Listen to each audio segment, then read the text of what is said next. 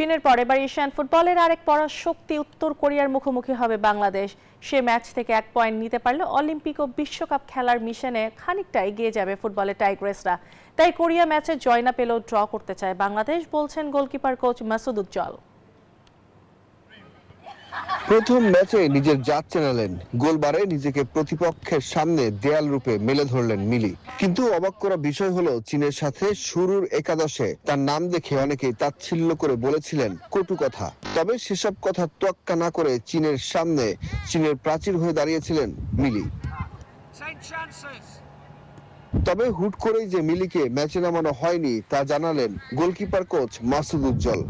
জানান, প্রায় 2 মাস হলো মিলিকে নিয়ে পরিকল্পনা সাজাচ্ছিলেন কোচ পিটার বাটলার। মিলিকে নিয়ে আমাদের প্ল্যান আরো 2 মাস আগে থেকে, আমরা চায়নার এগেইনস্টে মিলিকে দিয়ে স্টার্ট করব। এটার প্ল্যান আমরা আরো 2 মাস আগে থেকে হেড কোচের সাথে কথা বলে আমরা সেট করেছি। এদিকে এশিয়ান কাপের প্রথম ম্যাচের পরদিন অনুশীলনে তেমন শক্ত কিছু করেনি বাংলাদেশ। পুরো সময়টাই করেছেন রিকভারি সেশন।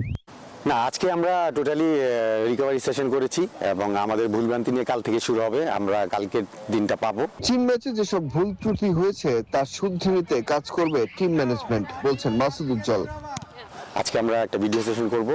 ভিডিও সেশনে আমাদের ভুলভ্রান্তিগুলো দেখবো এবং এগুলো নিয়ে আগামীকালকে মাঠে কাজ করব। উত্তর কোরিয়ার বিপক্ষে পয়েন্ট ভাগ করার প্রত্যাশা বাংলার বাঘিনীদের।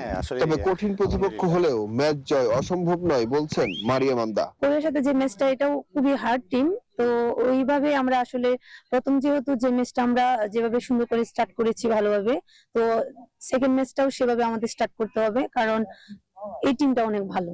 6 মার্চ এশিয়ান কাপের দ্বিতীয় ম্যাচে দক্ষিণ কোরিয়ার মুখোমুখি হবে বাংলাদেশ। সুখন সরকার, নিউজ 24, সিডনি।